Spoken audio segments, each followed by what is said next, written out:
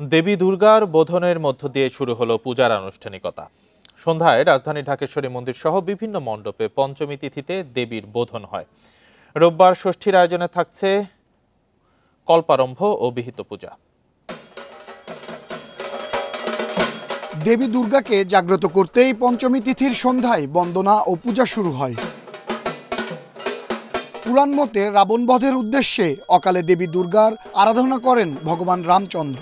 সেই থেকে শরতের দুর্গাপূজাকে অকালবোধন নামে অভিহিত করা হয়। সেই পরম্পরাতে আমরা শরৎকালে শারদীয় দুর্গোৎসবটা পালন করে থাকি, অর্থাৎ মাকে আনি ধরাধামে, মা স্বামীগৃহ থেকে পিতৃগৃহতে আসেন। মার কাছে প্রার্থনা চাই সবাই আমরা মিল নিয়ে একাত্র হয়ে সবাই হাসি খুশি মিলে এই 5 দিন আনন্দ করে বিদায় দিতে চাই মাকে।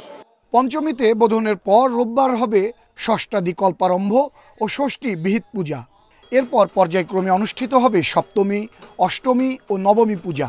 উৎসব শেষ হবে 2 অক্টোবর বিজয়া দশমী ও প্রতিমা বিসর্জনের মধ্য দিয়ে। দক্ষিণায়নের সময় নিদ্রিত থাকেন, এখন দক্ষিণায়ন চলছে। এই কারণে তার পূজা অর্চনার জন্য তার যে জাগরণ, সেটির উদ্দেশ্যেই আজকের এই বোধনের আয়োজন করা হয়েছে এবং বোধন দিয়েই মূলত পূজা অর্চনার শুরু। এবার দেবী দুর্গা হাতির পিঠে চড়ে পৃথিবীতে এসেছেন, বিদায় নেবেন পালকিতে। আনোয়ার সাদাত নূর, ইন্ডিপেন্ডেন্ট নিউজ, ঢাকা।